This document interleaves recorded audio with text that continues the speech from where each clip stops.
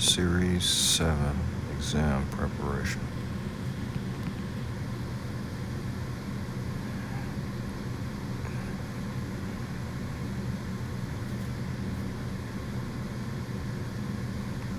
Part 2 Mastering Basic Security Investments.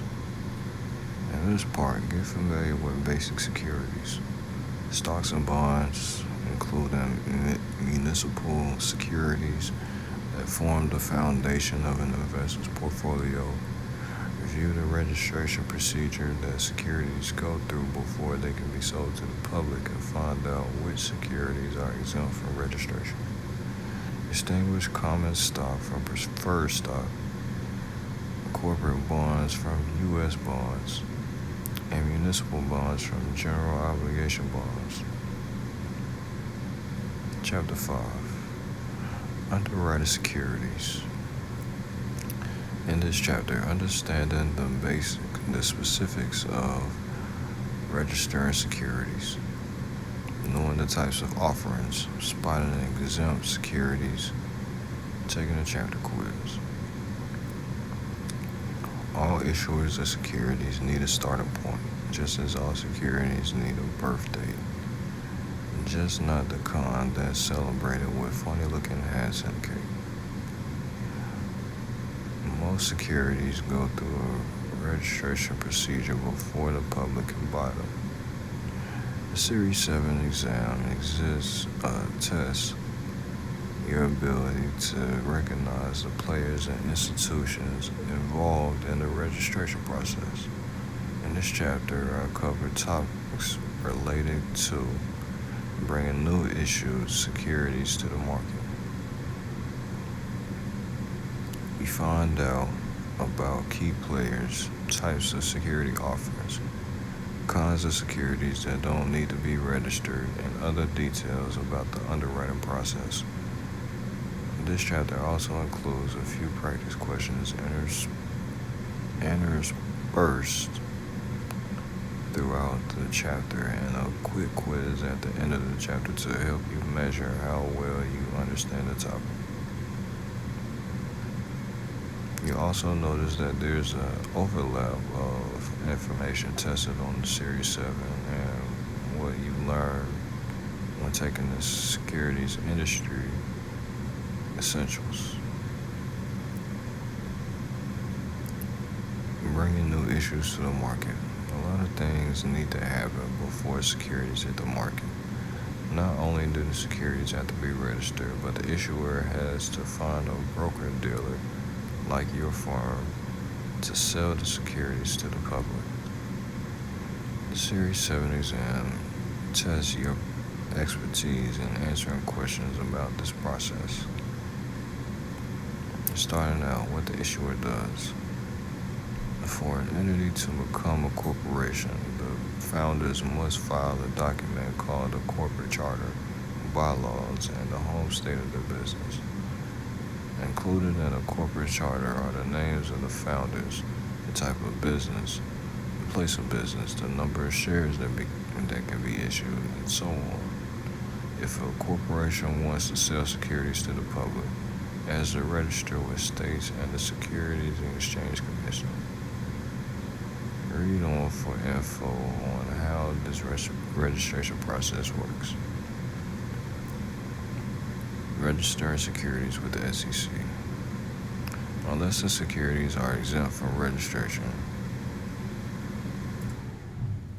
when a company wants to go public, sell stock to public investors, it has to file a registration statement and a prospectus with the SEC.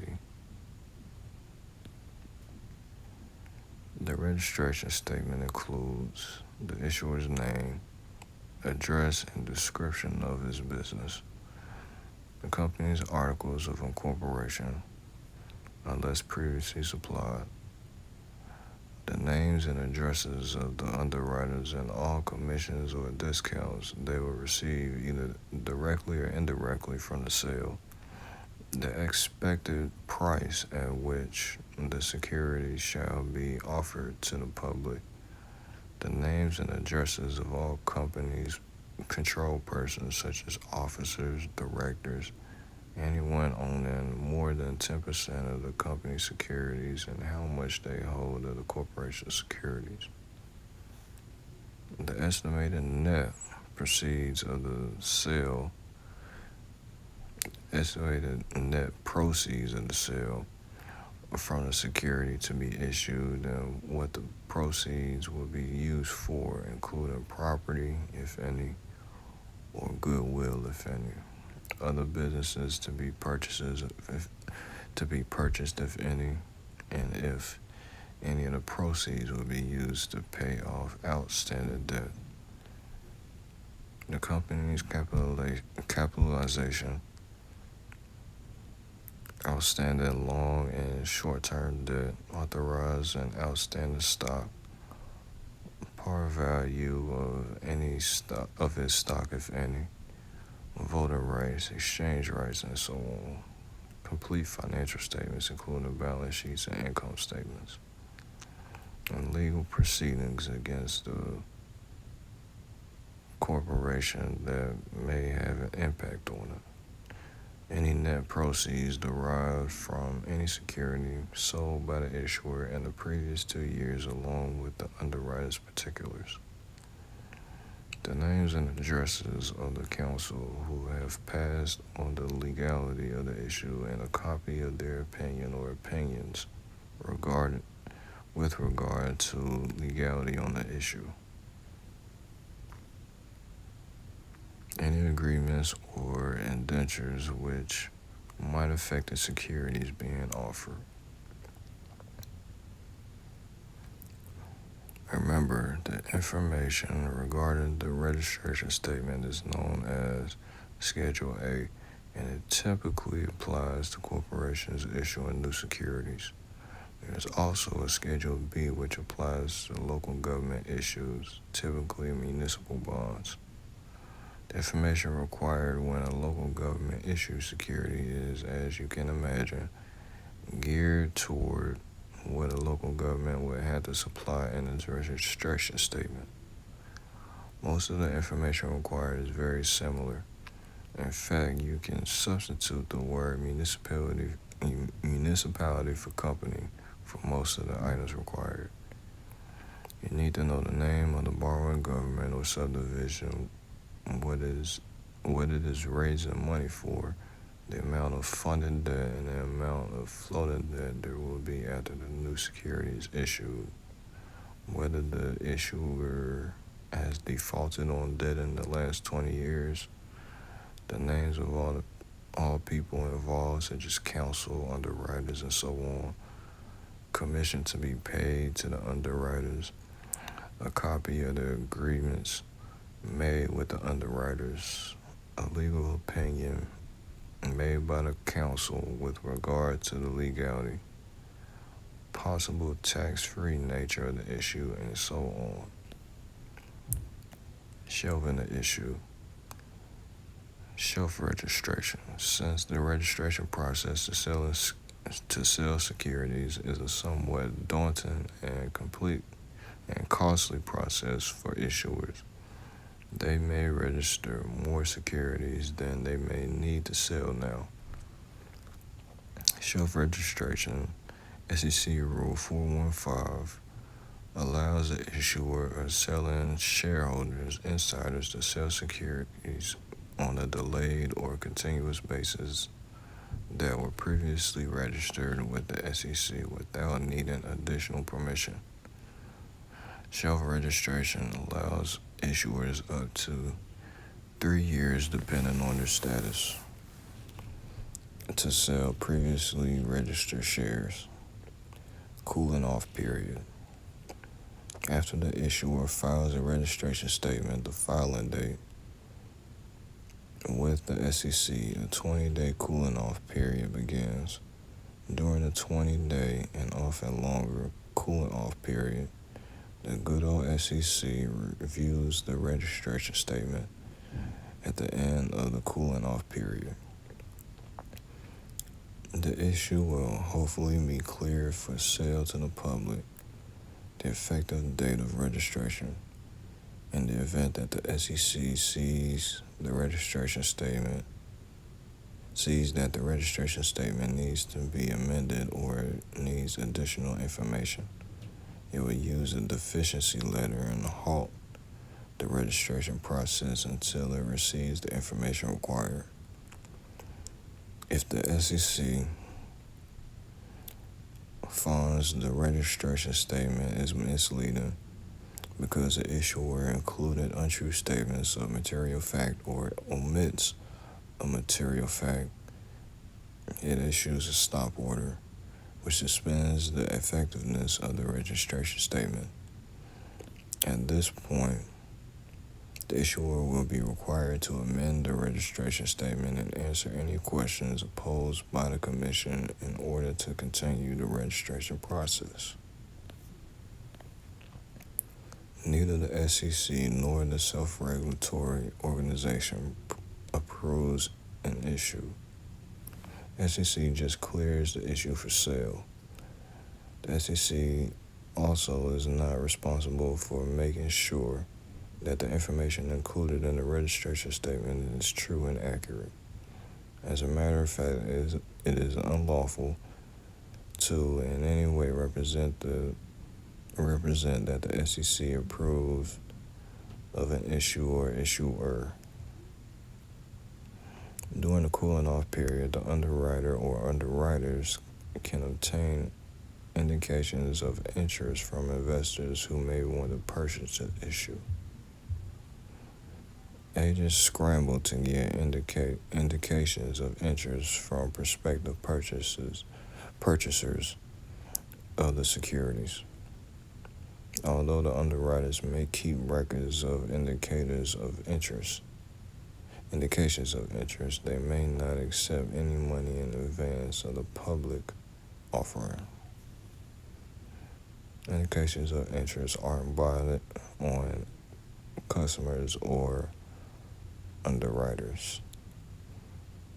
A customer always has the prerogative to change his mind, and underwriters may not have enough shares available to meet everyone's needs. A tombstone ad, a newspaper ad that's shaped well like a tombstone, typically is rectangular with black borders. It's simply an announcement, but not an offer of a new security for sale. It's the only advertisement allowed during the cooling off period. They are not required and do not have to be filed with the SEC. These ads contain just a simple statement of facts about the new issue. For example, the name of the issuer, type of security, number of shares or bonds available, underwriter's name, and so on. In addition, the tombstone ads often provide investors with information about how to obtain a prospectus. Tombstone ads may or may not include the price of the security being offered. Tombstone ads are the only form of advertisement allowed prior to the effective date. They must contain a disclaimer stating that the advertisement is not an offer to sell nor a solicitation of an offer for any of the securities, as this offer is made only through a prospectus. Underwriters and selling group members use a preliminary prospectus to obtain indications of interest from prospective customers. The preliminary prospectus must be made available to all customers who are interested in the new issue during the cooling off period.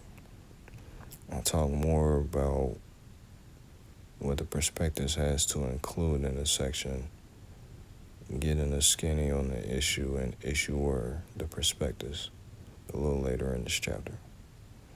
The due diligence meeting.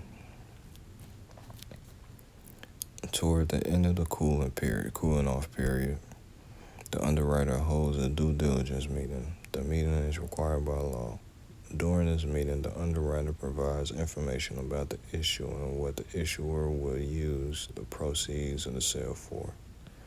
This meeting is designed to provide such information to syndicate members, selling groups, brokers, analysts, institutions, and so on, and allows them to ask questions.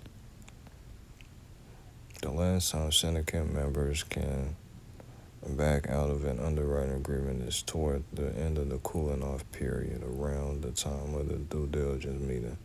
You can assume that if syndicate members are backing out, it's most likely due to negative market conditions. Blue skies, registering with the states. All blue skies laws are state laws that apply to securities offers and sales, and say that in order to sell a security to a customer, the broker-dealer brokerage firm, the registered representative, and the security must be registered to the customer's home state. Issuer is responsible for registering the security not only with the U.S. Securities and Exchange Commission, but also with the state administration in each state in which the securities are to be sold. The state securities laws are covered under the Uniform Securities Act. Although usually quite similar, all states have their own set of securities laws. Here are the methods of the state security registration.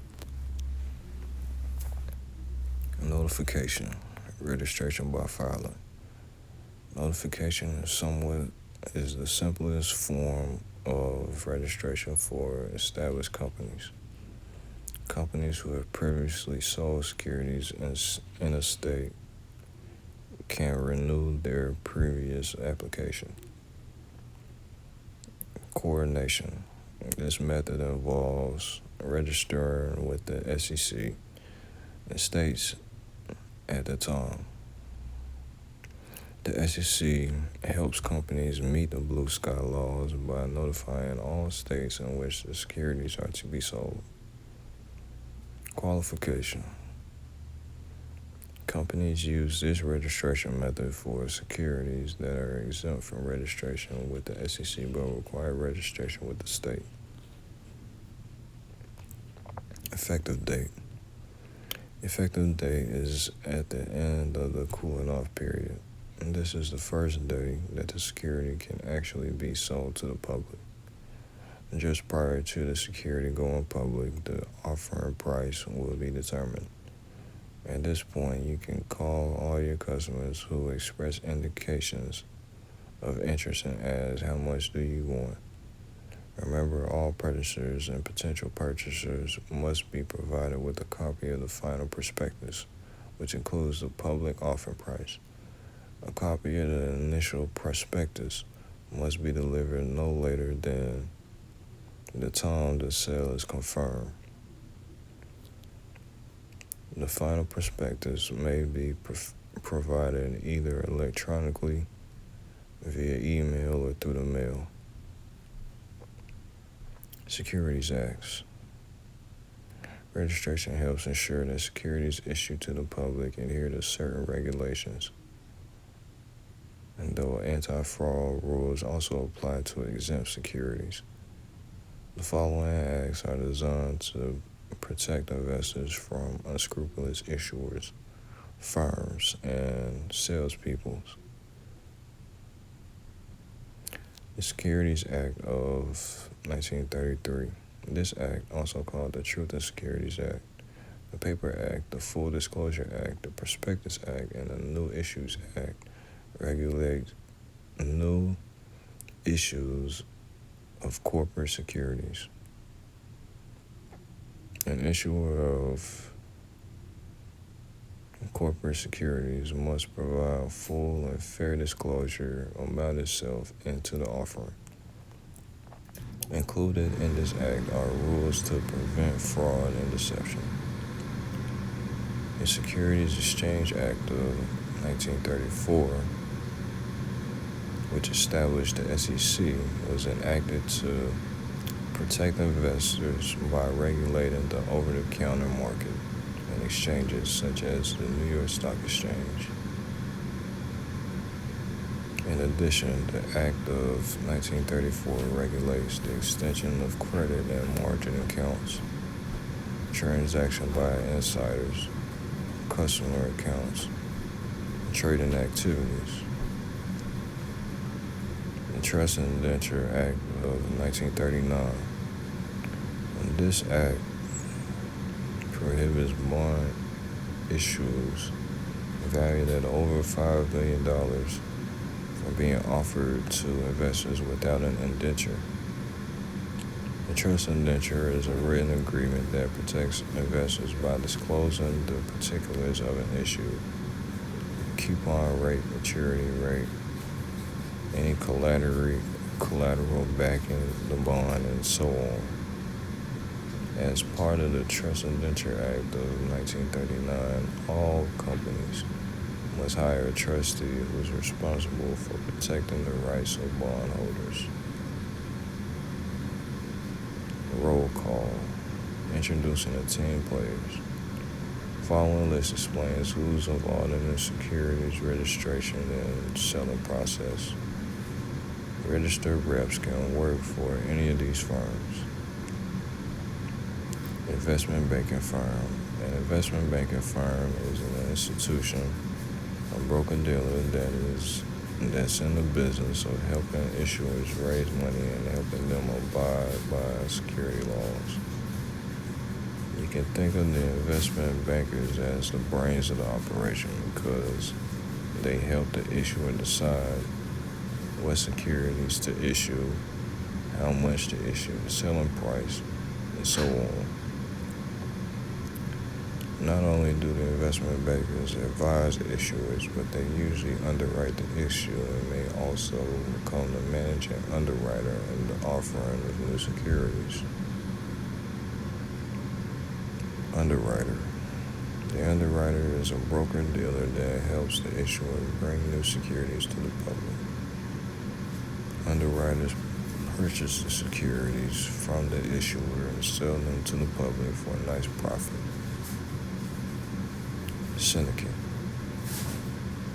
When an issue is too large for one firm to handle, the syndicate manager, managing underwriter, forms a syndicate to help sell the securities and relieve some of the financial burden on the managing underwriter. Each syndicate member is responsible for selling a portion of the securities to the public.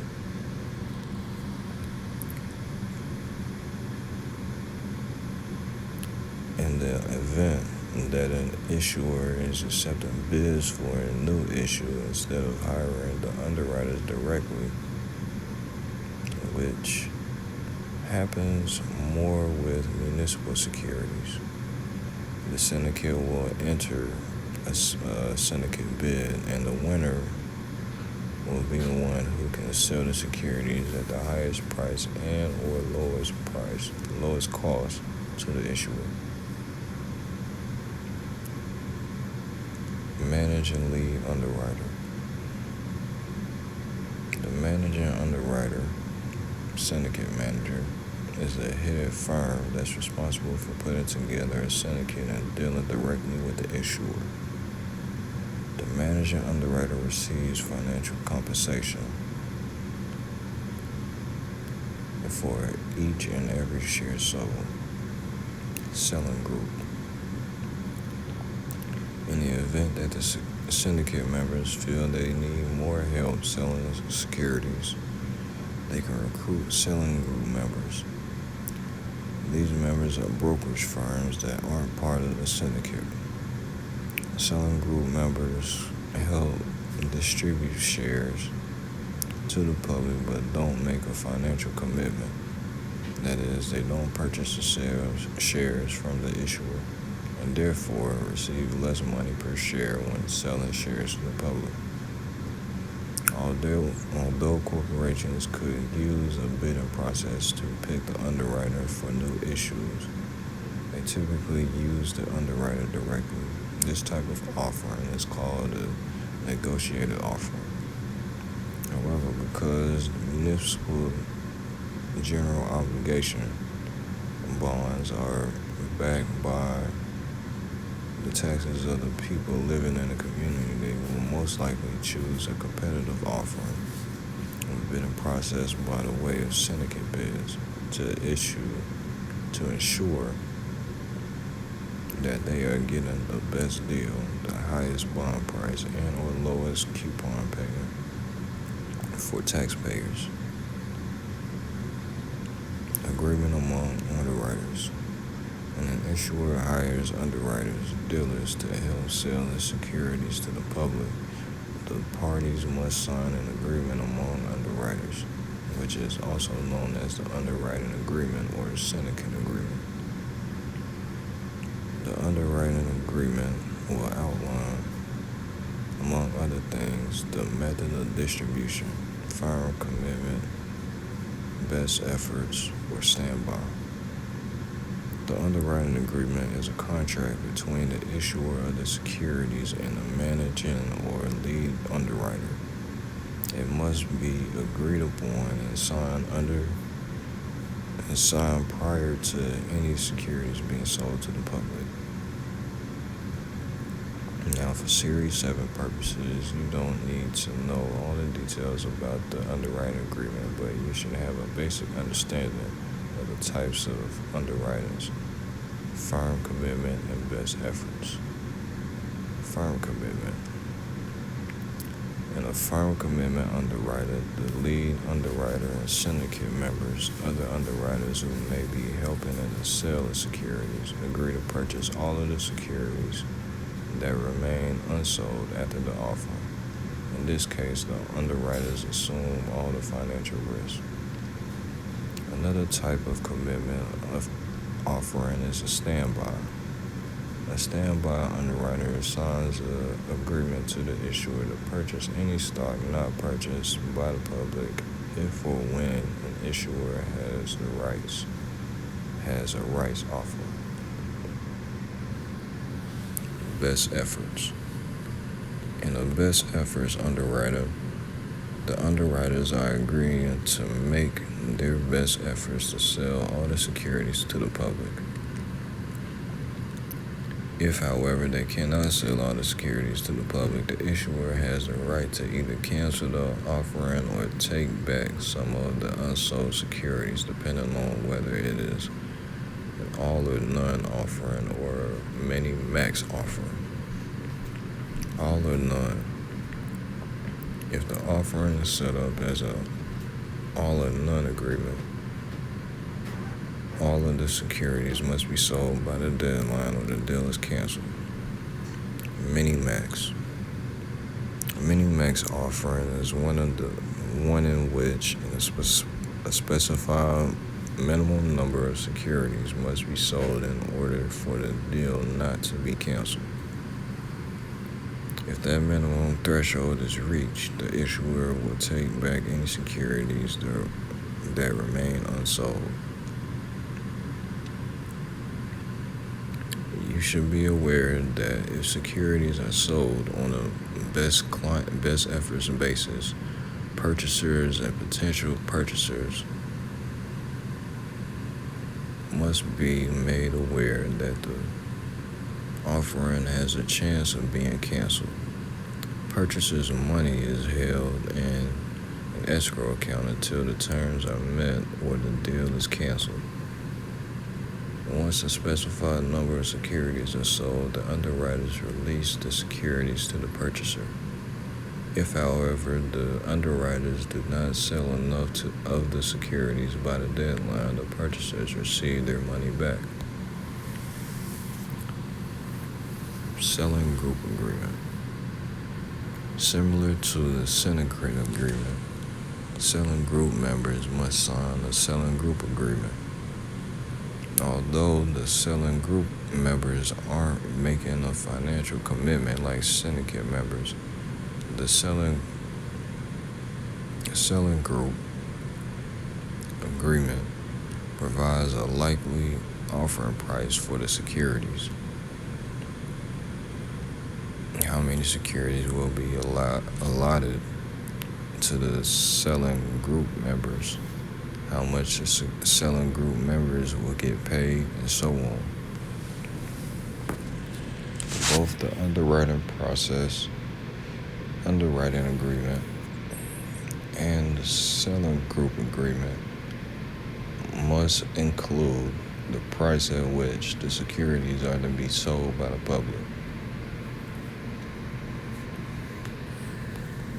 According to FINRA, a member in the conduct of his business shall observe high standards of commercial honor and just and equitable principles of trade.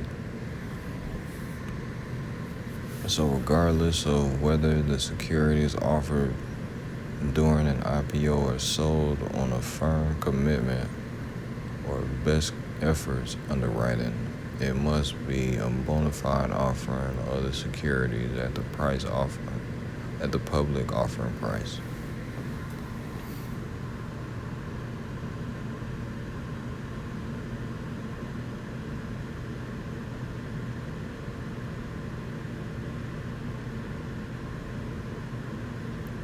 Firms cannot hold back securities for themselves, associated persons, and their immediate family, industry insiders, portfolio managers, and so on.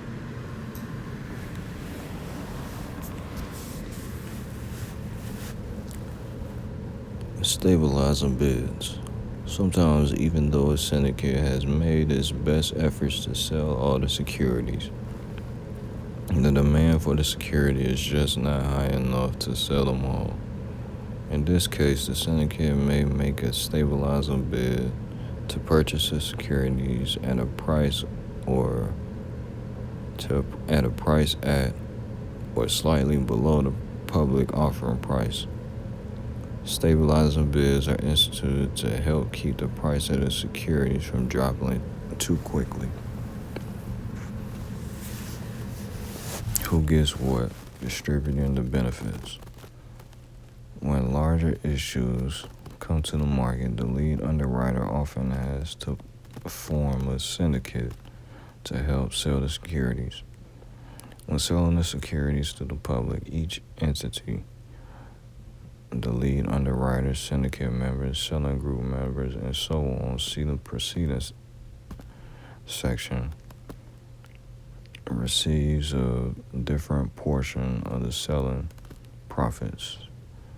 The spread is the difference between the amount the syndicate pays the issuer when purchasing new shares or bonds and a public offering price for each share or bond sold.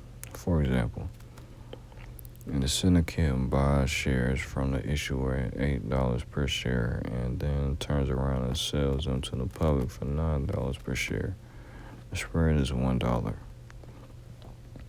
Naturally, you get the following formula. Spread equals public offering price minus price paid to the issuer. So the spread is just the initial profit from selling a security.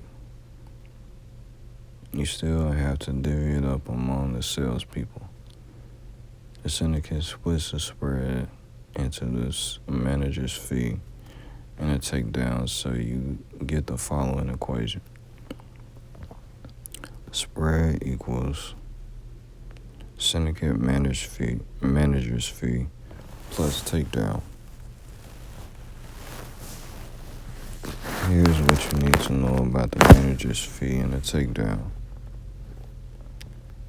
The takedown is the profit that each syndicate member makes when selling shares or bonds to the public.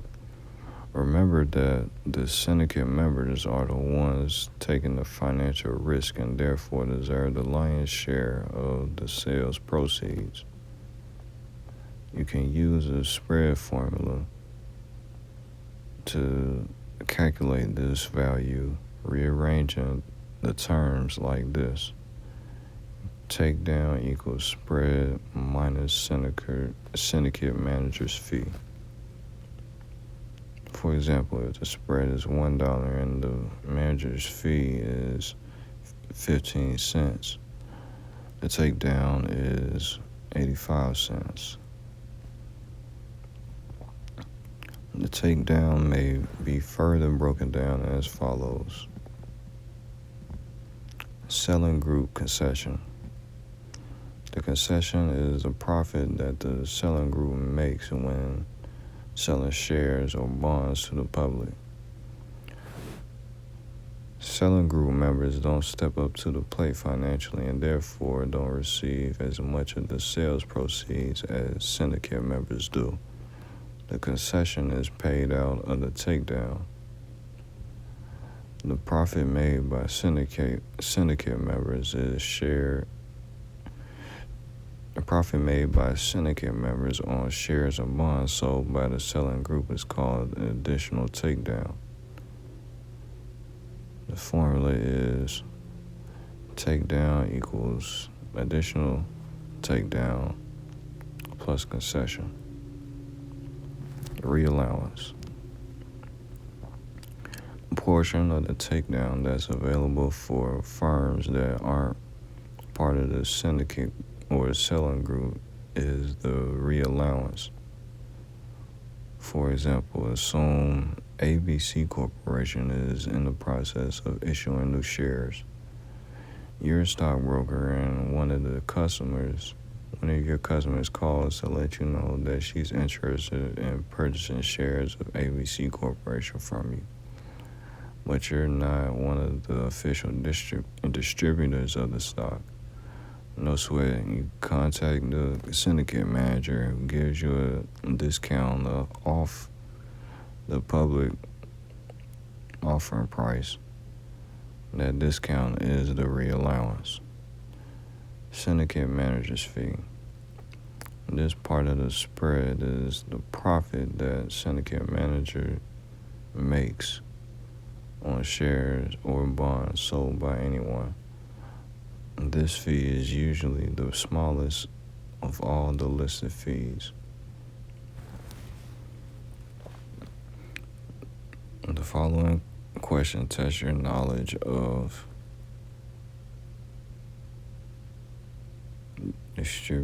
distribution of profits.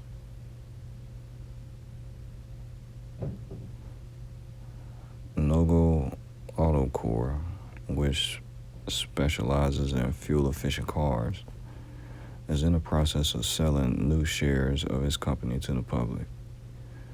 Nogo contacts Thor Broker Dealer Group to underwrite the securities. Thor realizes that the issue is too big to underwrite by itself, so it forms a syndicate. Nogo will receive $15 per share for each share issued, and the public offer price will be $16.20. If the manager's fee is 25 cents per share and the concession is 40 cents per share, what is the additional takedown? A, 50 cents. B, 80 cents. C, 95 cents. Or D, $1.20. The correct answer is choice A. This question is a little tricky because you have to determine the takedown the profit syndicate members make before you can figure out the additional takedown. The additional takedown is a profit syndicate members make on shares sold by the selling group. A spread of $1.20, that is $16.20 selling price minus $15 to Nogo is made up of the manager's fee of 25 cents and the takedown of 95 cents.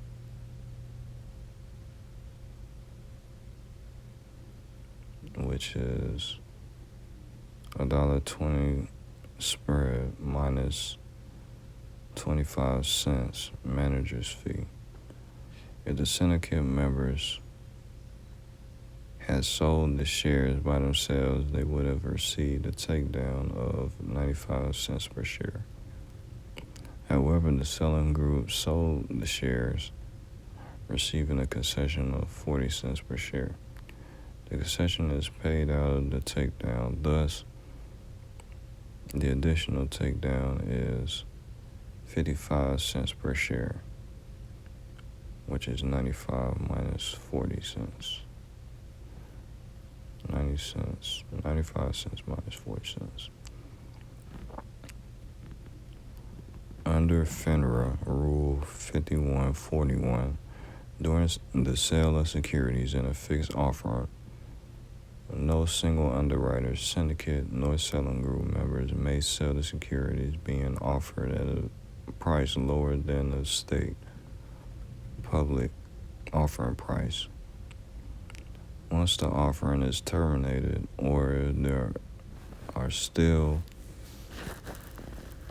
securities left after making a bona fide public offering and the members are unable to sell at a public offering price, the securities may be sold at a lower price.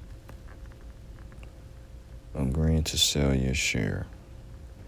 Western versus Eastern accounts. The syndicate agreement, as described earlier, is the contract among syndicate members. In addition to the bucks that each member of the syndicate gets when selling shares or bonds, the syndicate agreement lays out syndicate members' amount of commitment and how many shares or bonds each party will sell. The syndicate manager can set up underwritings on a Western or Eastern account basis. Western divided account. In this securities underwriting, the syndicate agreement states that each syndicate member is responsible only for the shares or bonds originally allocated to it. If a syndicate member commits to selling 500,000 shares and sells them all, the syndicate member doesn't have to sell anymore. To distinguish an Eastern account from a Western account, remember the phrase Wild Wild West, because back in the day, each man or syndicate member in this case was for himself. Eastern undivided account. In this securities underwriting, the syndicate agreement states that each syndicate member is responsible not only for the shares or bonds originally allocated to it, but also for a portion of the shares or bonds left unsold by other apparently less aggressive members. A syndicate member that's originally responsible for 10% of the new issue is responsible for 10% of the shares or bonds left unsold by the members as well. The following question tests your knowledge of Eastern and Western accounts. A syndicate is underwriting $5 million worth of municipal general obligation bonds. There are 10 syndicate members, each with an equal participation. Firm A, which is part of the syndicate, sells its entire allotment. However, $1 million worth of bonds remain unsold by other members of the syndicate. If the syndicate agreement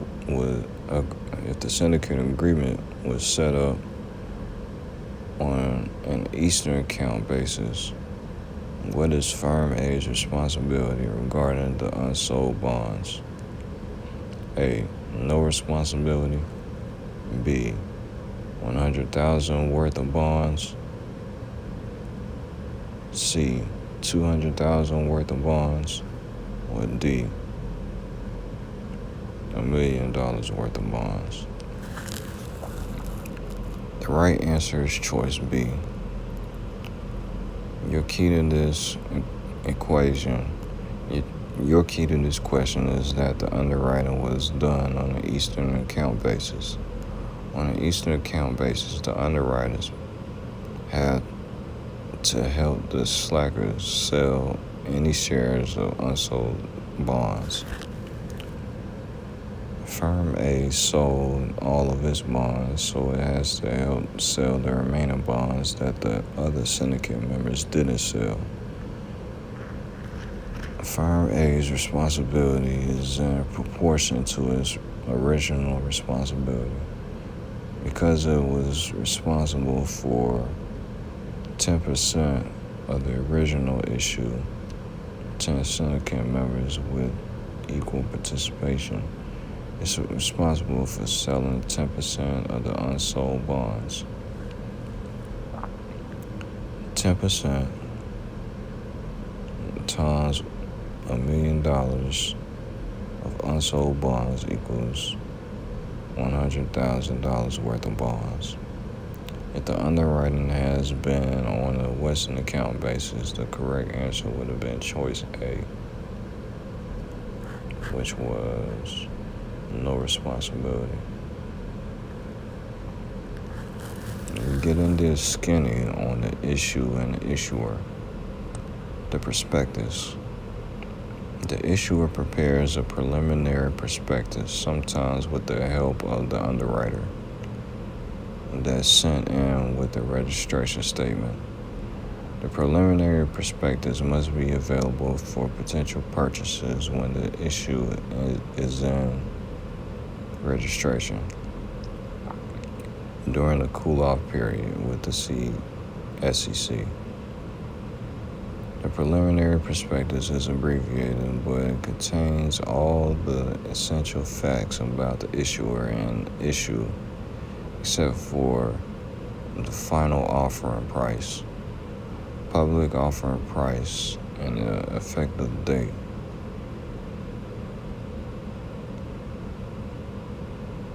That is the date that the issuer will first be sold. The preliminary prospectus is sometimes called a red herring, not because it smells fishy or is totally misleading and irrelevant, but because a statement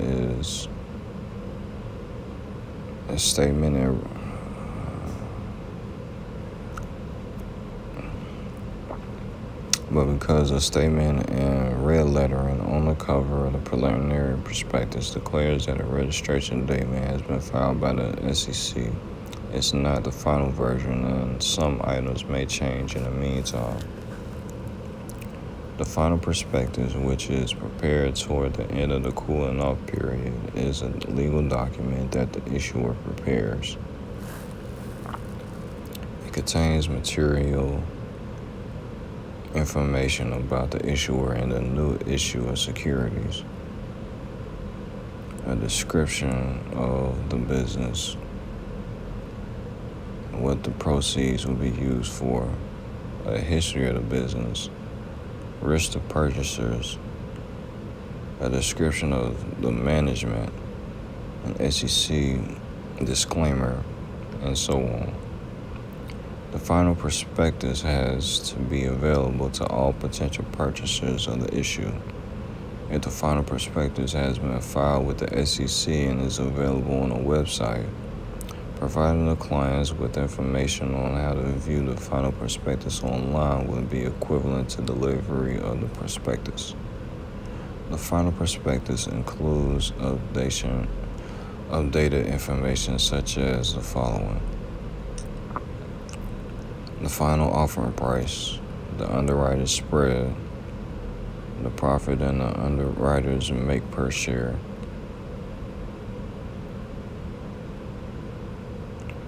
the delivery date, when the securities will be available,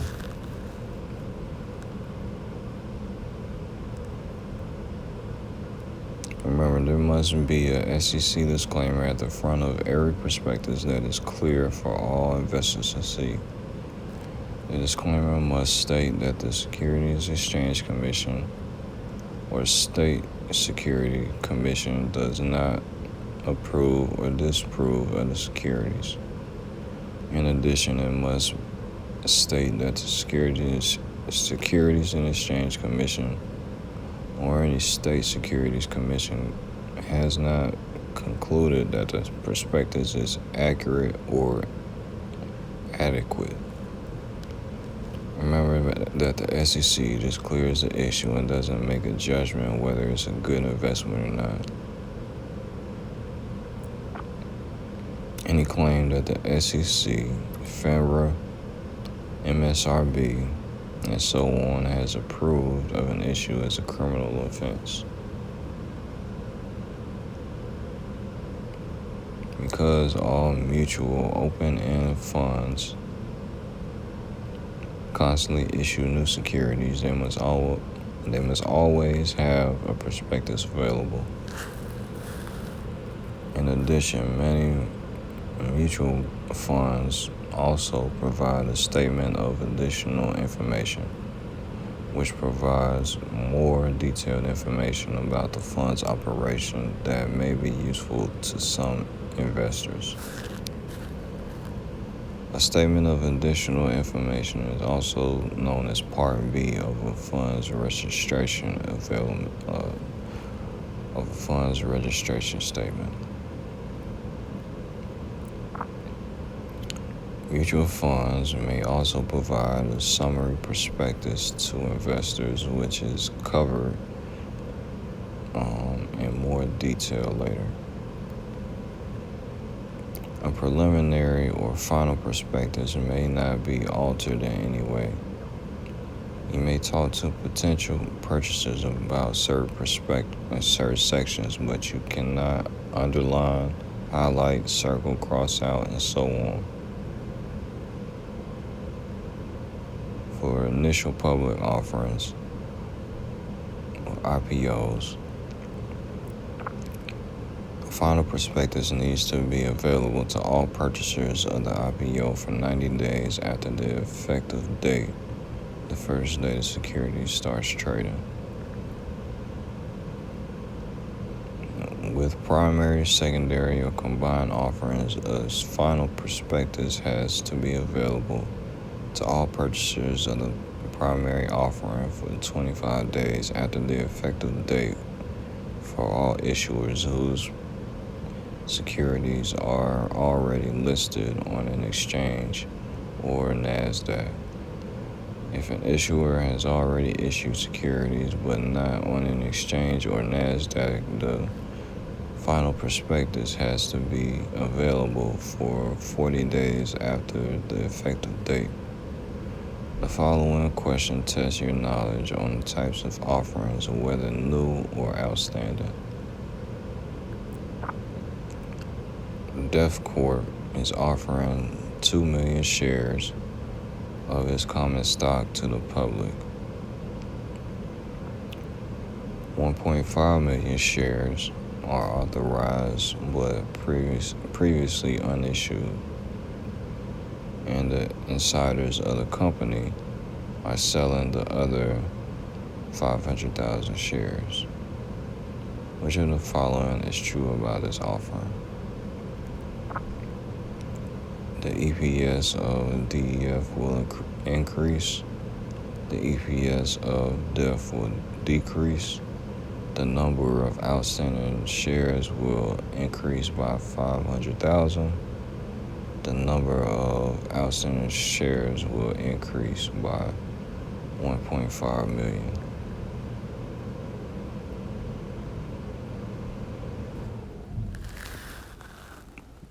A, 1 and 3. B, 1 and 4. C, 2 and 3. D, 2 and 4. Answer you're looking for is choice D. This offering is combined or split offering. The 1.5 million shares that were previously unissued are primary offering, and the 500,000 shares held by insiders are a secondary offering. Answering this question correctly requires a little bit of deduction on your part. You first have to note that the unissued shares aren't considered part of the outstanding shares, because for shareholders, owning the shares before they're even offered would be a pretty impressive feat, because 1.5 million shares were previously unissued, kept by the company for future use. The number of outstanding shares will increase by that amount. When considering whether the earnings per share will increase or decrease, you can assume that the company earns the same amount of money. Now that the same amount of money has to be divided among 1.5 million more shares. Therefore, you can deduce that the earnings per share will decrease, not increase. Reviewing exemptions. Certain securities are exempt from registration because of either the type of security or the type of transaction involved. You may find that securities that are exempt because of who's issuing them is a bit easier to recognize. You'll probably have to spend a little bit more time on the securities that are exempt from registration because of the type of transaction. Exempt securities. Certain securities are exempt from the registration requirements under the Securities Act of 1933.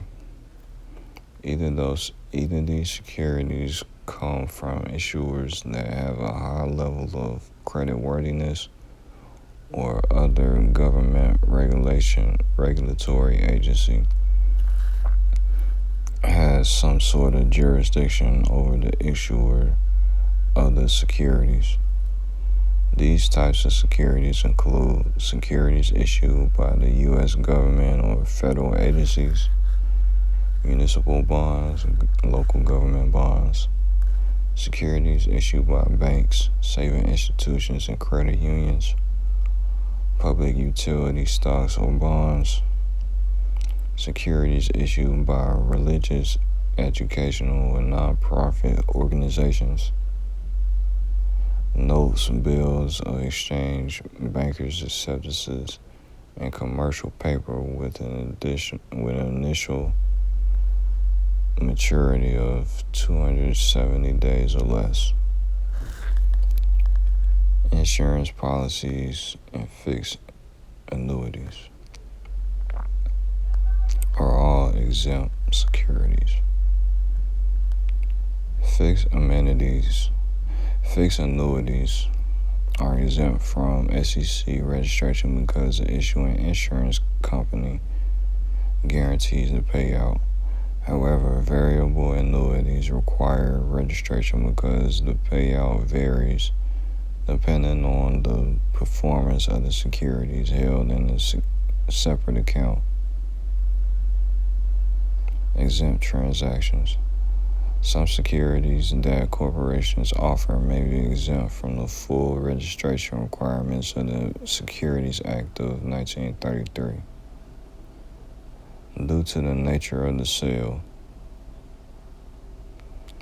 The following sections cover these exemptions. Interstate offerings, Section 3A11 and Rule 147.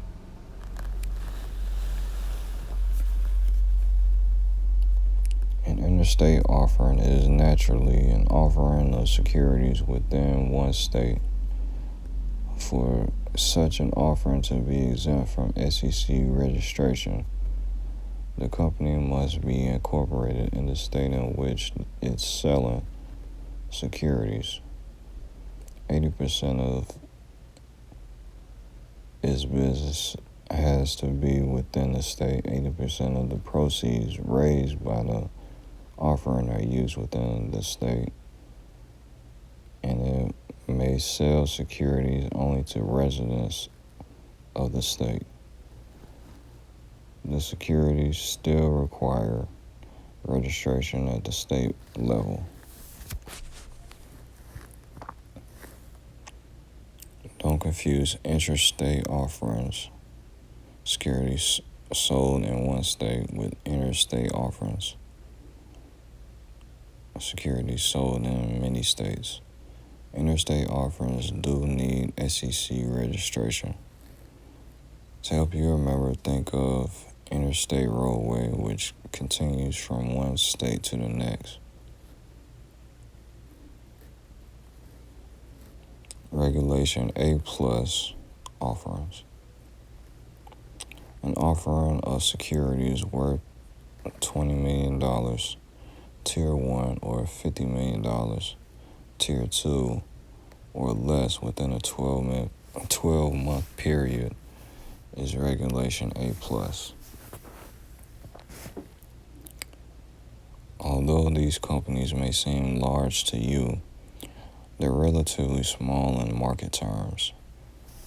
Regulation A offerings are exempt from full registration requirements, but the issuer still has to file a simplified registration or abbreviated registration statement. In addition, the issuer also has to file an offering circular and provide it to potential investors. An offering circular is similar to a prospectus, but not quite as extensive.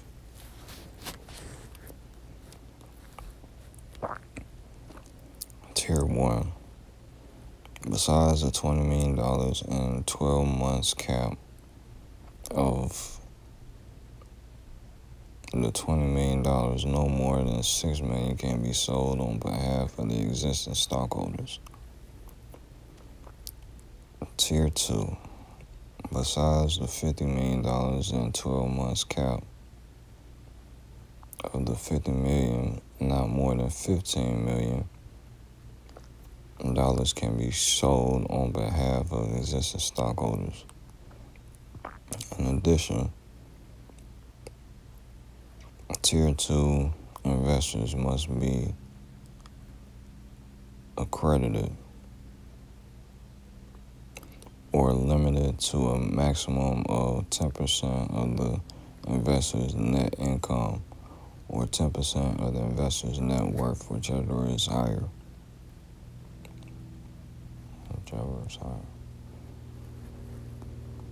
Regulation S offerings. An offering of securities by the U.S. issuers made outside of the U.S. Regulation S offerings are not subject to registration requirements of securities sold in the U.S. because of the sale of these securities takes place in another country. Regulation D offerings, also known as a private placement, private securities offering. A Regulation D offering is an offering to no more than 35 unaccredited investors per year. Companies that issue securities through private placement are allowed to raise an unlimited amount of money, but are limited in terms of the number of accredited investors, but not limited in the amount of accredited investors. Sales of a Regulation D security are subject to the sales limitations set forth under Rule 144. Rule 144.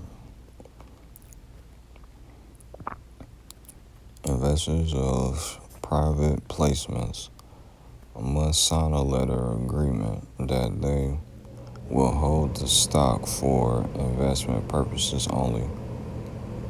Stock purchased through private placement is sometimes called lettered or legend stock because purchasers must sign the investment letter. Under SEC Rule 501, An accredited or sophisticated investor is an insider of an issuer, a qualified institution buyer, or one with a net worth of $1 million or more, or an investor who has had a yearly income of at least $200,000 for an individual investor, or $300,000 for joint income with a spouse for the previous 2 years and is expected to earn at least that much in the current year. For the purposes of private placements, qualified institutional buyers are allowed to purchase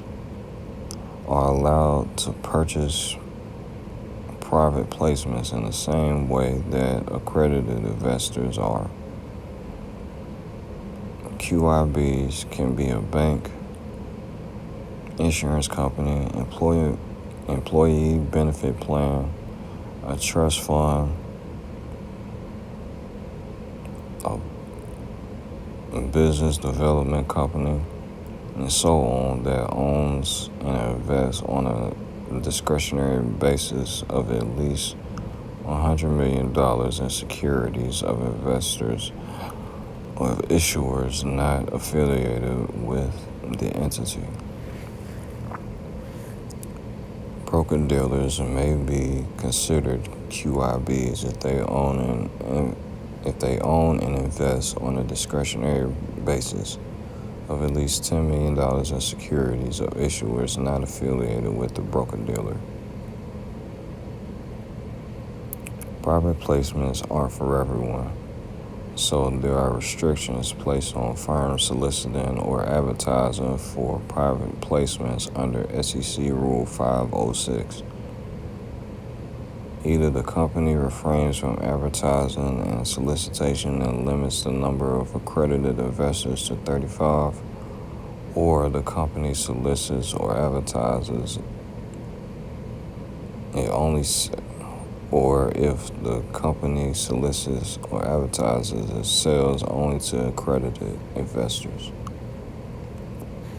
Rule 144. This rule covers the sale of restricted, unregistered, and controlled securities, stock owned by directors, officers, or persons, including holdings of immediate family members owning 10% or more of the issuer's voting stock. According to Rule 144, sellers of the securities must wait anywhere from 6 months to a year, depending on whether the corporation that issued the securities is subject to the reporting requirements of the Securities Exchange Act of 1934 prior to selling the securities to the public. Additionally, the most an investor can sell at one time is 1% of the outstanding shares, or the average weekly trading volume for the previous 4 weeks, whichever is greater. Rule 144A. This rule allows unregistered domestic and foreign securities to be sold to qualified institutional buyers in the U.S. without a holding period. The following example tests your ability to answer restricted stock questions. John Bellini is a controlled person who purchased shares of restricted stock and wants to sell under Rule 144. And John has fully paid for the shares and has held them for over 1 year. There are 1.5 million shares outstanding. Form 144 is filed on Monday, May 28th. And the weekly trading volume for the restricted stock is as follows. May 25th, 16,000 shares. May 18th, 15,000 shares. May 11th, 17,000 shares. May 4th, 15,000 shares. April 27th, 18,000 shares. What is the maximum number of shares John can sell with this filing? A. 15,000. B. 15,750. C. 16,200. Or D. 16,250. The right answer is choice B. And test writers often try to trick you on the Series 7 exam by giving you at least 1 week more than you need to answer the question. Because John has held his restricted stock for over a year, he can sell 1% of the outstanding shares, or the average weekly trading volume for the previous 4 weeks, whichever is greater. 1% of 1.5 million shares outstanding is 15,000 shares. 16,000 plus 15,000 plus 17,000 plus 15,000 divided by 4 weeks, or 63,000 divided by 4 weeks is equal to 15,750 shares.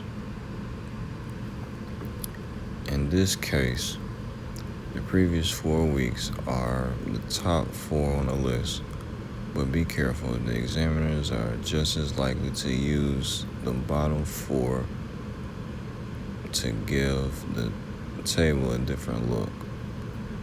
They figure out 1% of the outstanding shares by multiplying the outstanding shares by 1%. In this case, you come up with an answer of 15,000 shares. That's one possible answer. Other possible answer is the average weekly trading volume for the previous 4 weeks.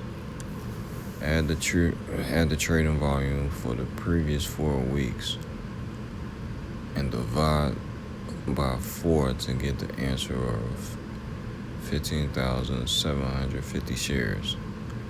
Because you're looking for the greater number, the answer is choice B. Even securities exempt from registration are subject to anti-fraud rules. All securities are subject to anti-fraud provisions of the Securities Act of 1933, which requires issuers to provide accurate information regarding any securities offered to the public.